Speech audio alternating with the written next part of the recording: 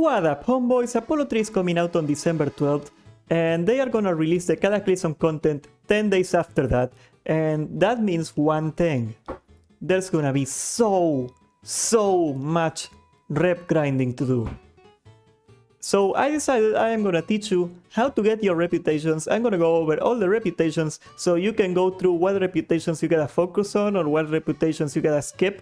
And gladly in Cataclysm, they implemented a feature called the reputation tabard, and that means after you get friendly with a reputation, you can just put on a tabard of the faction and you can go do dungeons with that tabard and you're gonna be gaining reputation from it. So that makes it a lot easier to get the items, and also if you really want to, you can grind the reputation for like all the CD mounts, like all the racial mounts, very easily with this method too. So, you know, we're gonna go straight into it. Well guys, first of all we got the reputation of Ramkahen, and this is a faction in Uldum. They are the cat people, and everybody's gonna be leveling in Uldum anyway, so you're gonna have no trouble getting to friendly just from the quest you do there. I recommend you do the quests anyway because they are great at gold farming. If you do all the quests in the zone, you're gonna be about halfway through Honored, and after you're friendly you can buy the tabard from the faction like you can do for every faction. I recommend you do that. It's a great way of grinding it. Like, it's probably the most efficient way. If you can put on the tabard and just grind dungeons, especially heroics, like you're gonna be getting gear from the dungeon and from the reputation. It's the most efficient way of going at it.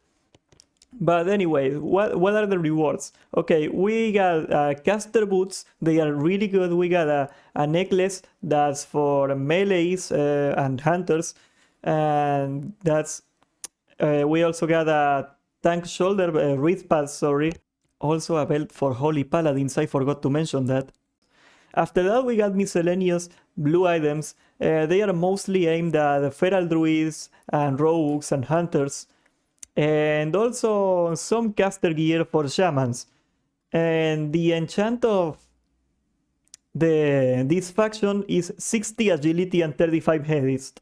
Again, that's good for hunters, rogues, feral DPS, and enhancement shamans, like all the melee DPS basically. Getting the Ramkahen exalted reputation can also get you the camels. They are cute. I like camels. Like, if you're into mounts, you can work for that. That's cool. Next, we got the reputation for Terrazan or Terrazan.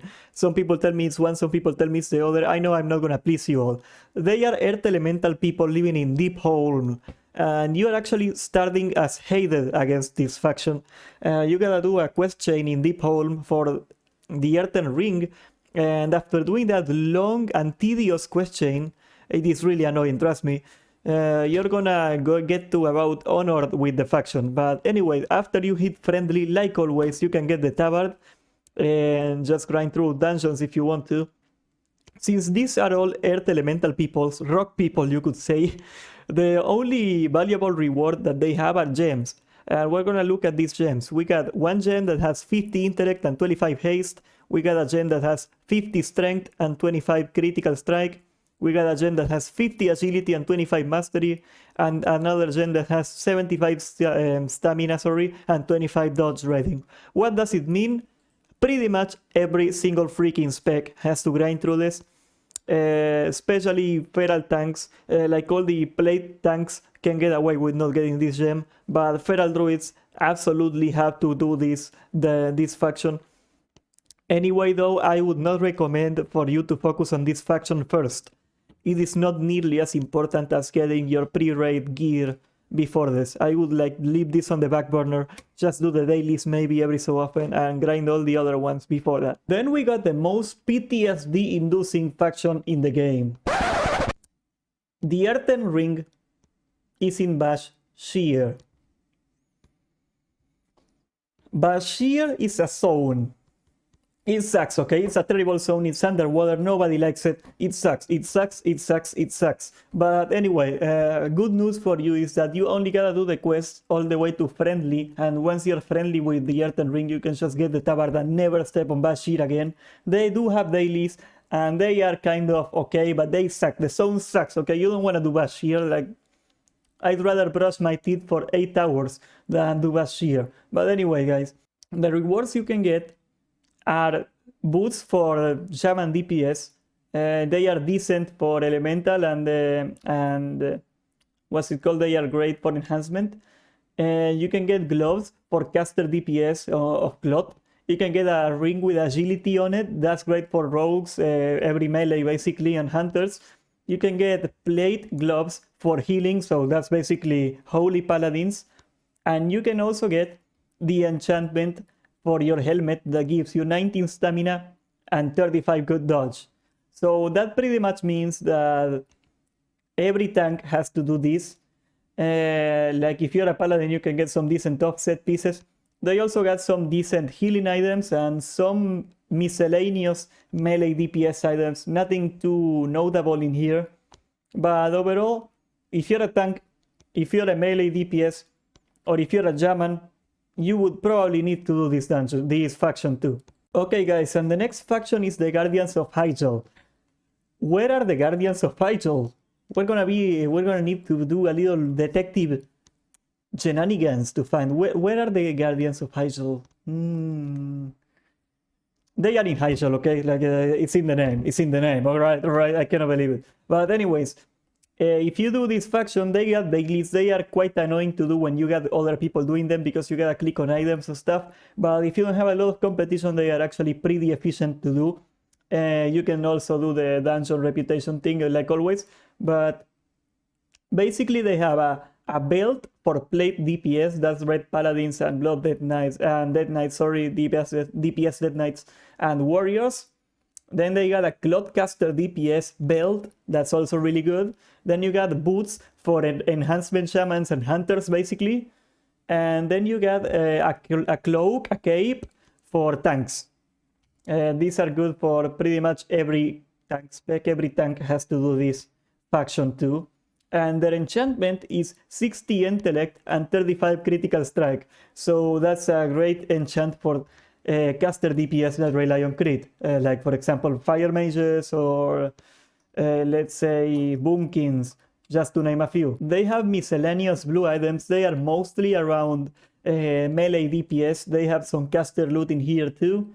But that's pretty much it. Moving on, there are two factions specific for the Horde and exclusive to the Alliance too. We're gonna start with the Horde first. They are the Dragon Maw clan. The Dragon Maw clan is in Twilight Highlands. And they got dailies that are quite annoying to do because again, you gotta compete with a lot of people to do them. If you're playing like on a late night, they are actually very fast to do. They are actually very convenient. But otherwise, if you play on prime time, I do not recommend that you do the dailies for this faction. You still can farm the dungeons and stuff like always.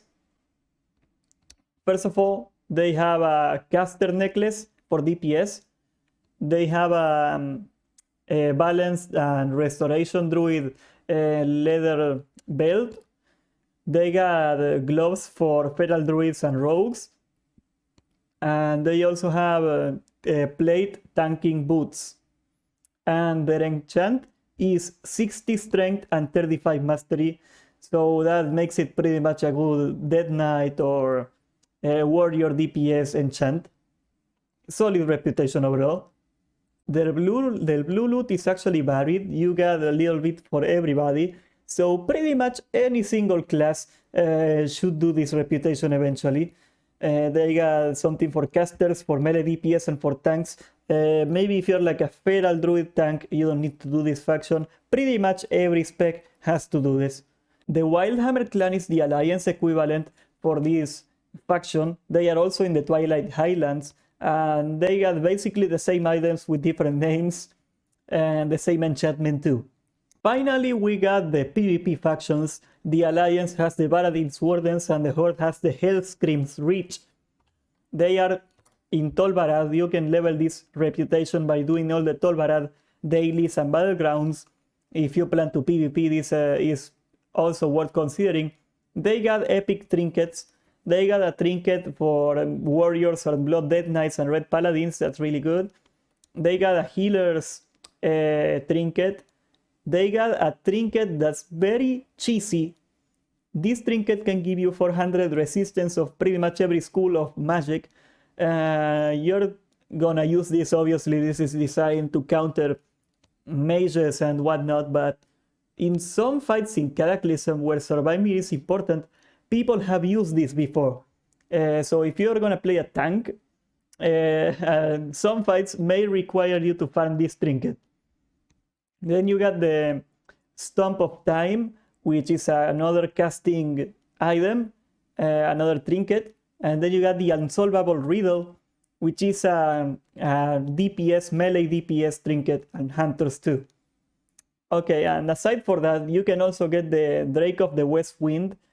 It's a cool mount, and the Horde can get the Spectral Wolf, and the Alliance can get the Spectral Steed. I do not recommend you farm this thing just for PvEing, but if you like PvP, if you plan to PvP, you might as well consider these trinkets for your PvE set. They are decent. Apollo 3 is coming out on December 12th, and I couldn't be more hyped. I cannot wait for it to come out, and we're gonna all see each other. It's gonna be awesome, dude. But anyways, guys, thanks for watching. If you like this video, please subscribe and hit the notification bell, for we got a lot more coming. If you wanna support the channel, consider getting our merch. And see you later. Have a great day. Behave, be good boys, because Jesus is watching.